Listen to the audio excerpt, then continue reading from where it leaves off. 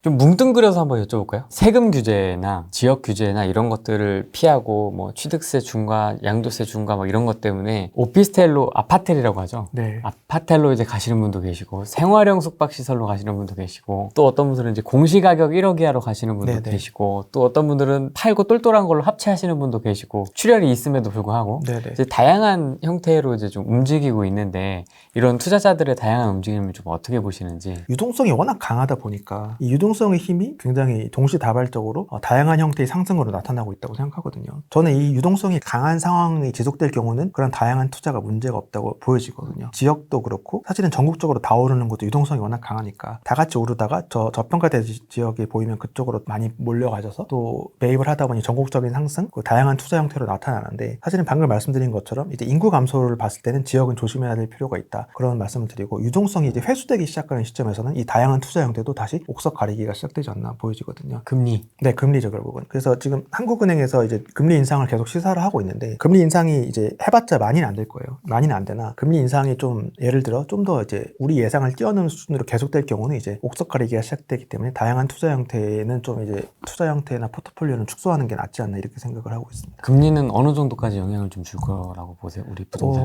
금리가 사실은 이번에도 이제 한국은행이 이제 금리 인상한다고 했을 때 그 영향력이 뭐 있을 것이다 없을 것이다 되게 의견이 분분하더라고요. 저는 사실은 거의 아파트 얘기만 하고 있어서 아파트로 말씀드리면 저는 영향이 있다고 생각하거든요. 왜냐하면 그 이유는 아까 말씀드린 것처럼 원리금 상환 부담이 역대 최대이기 때문에 여기서 금리 인상을 맞이하면 사실은 이 등에 엄청나게 제일 지금까지 살다 오면서 가장 많은 짐을 지고 있는데 이 짐에 뭘 조금 실어봤자 뭐 얼마나 큰 차이가 있겠냐라고 말하실 수 있지만 새로 들어가는 분들은 이 부담이 되게 클 수 있거든요. 그렇죠. 그래서 지금 이미 짐을 지고 있는 분은 사실은 금리 조금 올려봤자 괜찮을 수도 있습니다. 그러나 신규 진입 여력하시는 분, 신규 진입하시는 분들은 이 많은 짐에 또 하나 짐이 짊어지면 진입을 포기할 수 있기 때문에 신규 진입 여력이 깎아진다는 측면에서 봤을 때는 금리 인상은 현재로서는 부동산의 악재라고 볼 수 있습니다. 많은 분들이 야 2005년부터 2008년까지 금리 오를 때 집값 계속 올랐어. 금리 올려도 소용없어라 하지만 2005년부터 2008년까지 금리가 3.25%에서 5.25%로 2% 올랐는데 그때는 2005년엔 26%를 원리금 상환을 냈고요. 2008년엔 41%를 냈기 때문에 26% 소득의 26%에서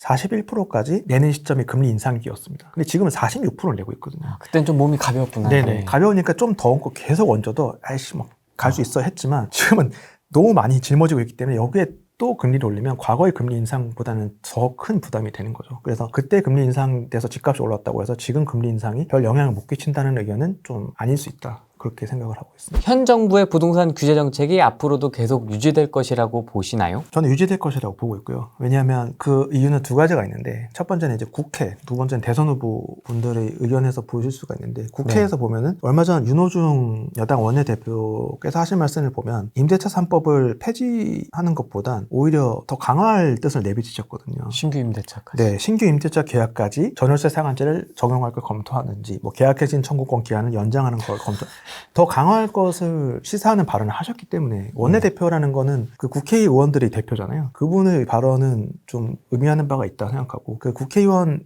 분들의 의중이 여당 국회의원들이 어느 정도의 다수의 의중이 반영된 결과가 이제 원내대표의 발언이 아닐까 싶고 또 유력 대선 후보분들의 발언을 보면 이게 부동산 대책 규제를 다시 원복시키려는 발언을 하시는 분은 없는 것 같거든요. 강화시키면 강화시켰지. 그렇기 때문에 이 규제는 좀 현 여당이 다시 정권을 잡을 경우라고 가정하면 이 규제가 바뀔 가능성은 현재로서 낮다 이렇게 판단이 됩니다. 삼투시님은 저평가 지역, 저평가 아파트 어떤 식으로 좀 찾으세요? 결국은 주택구입 부담지수를 보고 있거든요.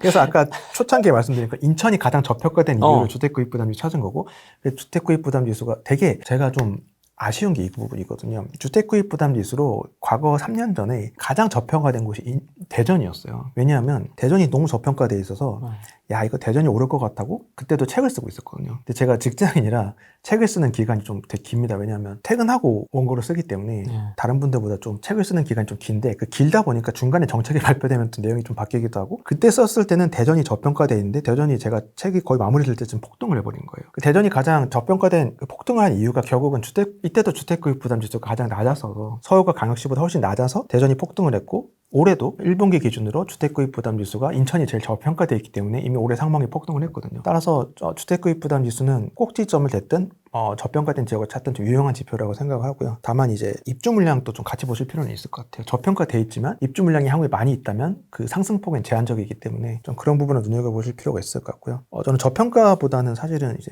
향후 트렌드 이야기를 좀 잠깐 하고 싶은데, 트렌드. 일본이 먼저 우리나라보다 인구 감소를 겪고 있고 고령화 사회를 먼저 맞이하고 있기 때문에 우리나라가 좀 일본의 사례를 좀 눈여겨볼 필요는 있다고 생각하거든요. 근데 일본을 보니까 양극화 고령화가 초래하는 상황을 봤을 때 고령화 인구가 늘면은 그분들이 이제 걸어 다닐 수 있는 보행의 거리에 제한이 있다 보니까 그 초역세권과 역세권, 역세권과 비역세권의 차이가 더 벌어지더라는 겁니다. 초역세권이 더 각광을 많이 받는 거거든요. 재력이 있는 고령층이 더 초역세권을 선호하는 현상. 그렇기 때문에 그런 부분 좀 눈여겨보실 필요가 있고, 또 하나는 평지인 단지들이 인기를 더 얻더라는 거거든요.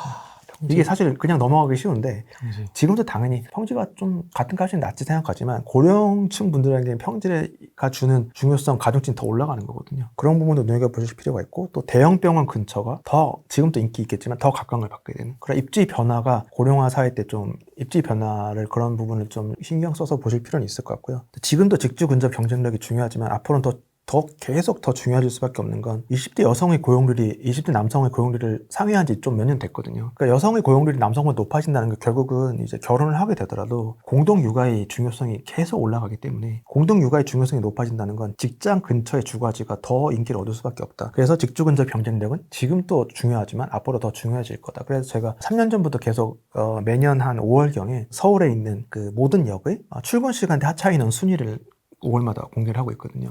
그 하차 인원 순위가 뭐냐면, 그 출근 시간대 하차 인원이 순위면 그 출근 시간대에 내리는 사람이 많다는 거기 때문에 거기 직장이 많다는 얘기가 되겠고, 그 순위가 사실은 2015년부터 21년까지 매해 3월의 하차 인원 순위를 5월에 공개하고 있는데 차이가 없을 것 같은데 차이가 벌어지고 있습니다. 간단히 말씀드리면 그 서울의 서남권의 출근 시간대 하차 인원 순위가 계속 좋아지고 있어요. 서남권의 일자리가 늘고 있다는 의미가 되겠고, 동남권은 원체 이미 좋았지만 서남권의 순위가 올라가고 있고, 상대적으로 도심권의 순위가 조금씩 떨어지고 있는 모습이 확인이 됩니다. 그러니까 일자리 변화 추이가 조금씩 보이고 있는 거거든요. 서남권 하면 이제 대표적으로 뭐 마곡, 예, 여의도, 뭐 여의도, 마곡, 뭐 이런. 이렇게 뭐 가산 디지털, 구로 디지털 단지 그쪽 주변에 일자리가 출근 시간 하차 인원이 계속 늘고 있는 걸 봤을 때 그쪽 일자리가 좀 더 강화되고 있다. 그렇게 보셔도 무방할 것 같습니다. 되게 웃긴다. 그 단기간인데도 그게 변화가 네네. 있군요. 그게 되게 신기한 게, 여의도, 구로 디지털 단지 뭐 이런 쪽 순위가 계속 올라가거든요. 그러니까 여의도가 올라간다는 게 좀 의아하긴 한데, 여기다가 왜 올라가지? 그러니까 그런 부분이 사실은 그 현상만 파악했을 뿐 그 원인은 제가 파악 못했는데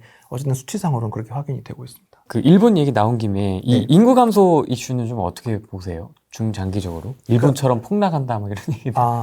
결국은 그 사실은 아까 말씀드린 그 저수지, 주차장의 비율을 설명드렸는데, 결국 외곽 지역부터 인구 감소의 타격을 받는 지역이 나타날 거고, 얼마 전에 그 차태현 씨와 조인성 씨가 TVN에서 이제 시골의 한 슈퍼를 경영하는 방송이 있었거든요. 예능 프로예요? 네네. TVN에서 했었고, 열흘간 화천군의 슈퍼를 이제 경영을 하면서 지역 주민들과의 소통, 따뜻한 소통이나 이야기거리가 있는 예능을 했는데, 그걸 보고 막 정말 그 가슴 훈훈한 장면들이 많았지만, 저는 좀 그걸 보면서 이 양극화나 이제 공동화를 다시 한번 느낀 게, 거기 중학생이 한 명 찾아옵니다. 슈퍼에 찾아오는데, 첫 번째는 그 슈퍼에 방문하는 분들이 대부분 고령층이셨고, 이미 중학생이 한 명 찾아왔는데 그 눈에 다래끼가 나 있는 거예요. 근데 차태현 씨가 너가 왜 병원 가서 고쳐야지 왜 병원 안 가니? 그러니까 병원이 없어요 라고 하는 거예요. 그 차태현 씨와 조인성 씨가 이게 마음이 아파서, 야, 내가 병원 데려다 줄게 하고 그 학생을 태우고 병원을 찾아 나섭니다. 그 방송에서는 굉장히 훈훈한 따뜻한 에피소드였지만, 병원을 안과 하나를 찾으러 편도 1시간 거리를 달리더라고요. 그러니까 양극화는 사실은 의료 인프라의 붕괴부터 시작되거든요. 주변에 의사 지인분들을 보면은 연봉을 2배 준다 해도 핵심지에서 멀리 떨어진 곳에 안 가려고 합니다. 그러니까 의료 인프라가 붕괴가 시작돼서 조금이라도 여건이 있는 분들이 핵심지로 몰려가는 현상이 발생하고, 그런 상황이 이제 고령층이 막 공기가 좋은 곳에 이거는 이제 아니거든요. 일본만 봐도 여러 개 있는 고령층은 다 도심으로 몰려가고 있습니다. 우리나라도 똑같은 현상이 발생하고 있고, 인구가 감소하면 이 외곽 지역의 인프라를 유지할 여력이 더 없어지는 거거든요. 그러니까 일본의 사례를 우리나라가 똑같이 답습한다고 보여주고, 결국은 아까 말씀드린 것처럼 핵심지로의 접근은 이제는 생존 문제다, 이렇게 좀 말씀을 일본의 사례에서 좀 드릴 수 있을 것 같습니다. 지방을 팔고 서울로 가는 거에 대해 광역시 또는 수도권 서울로 가는 게 생존의 문제다라는 말씀을 드렸는데, 그러면서도 서울이 지금 중장기 고점을 향해 계속 가고 있거든요. 사실은 그 사람이 망각의 동물이라고, 서울이 중장기 하락장 때 아픔을 많이 까먹고 계신 분들도 많더라고요. 좀 극단적인 사례가 될 수 있지만, 음마 아파트가 2007년 1분기에 34평 실거래가 평균이 13억이었거든요. 4억이었거든요. 5년 뒤인 2012년 4분기에 8억까지 떨어집니다. 그리고 2016년에 다시 이제 13억을 회복하는데 이 단기적인 등락이 사실은 개개인들에게는 사실 작지 않은 금액이거든요. 중장기 고점을 서울이 향해 가고 있기 때문에 지방을 팔고 서울로 가는 건 중장기적으로 추천을 하지만 지금 이 순간 또는 중장기 고점으로 전망하는 23, 4년 전후 사이에 서울로 가는 거는 좀 불안한 측면이 있고요. 오히려 방금 말씀드린 인천이나 일부 광역시가 좀 더 저평가되어 있지 않나 그렇게 생각을 하고 있습니다.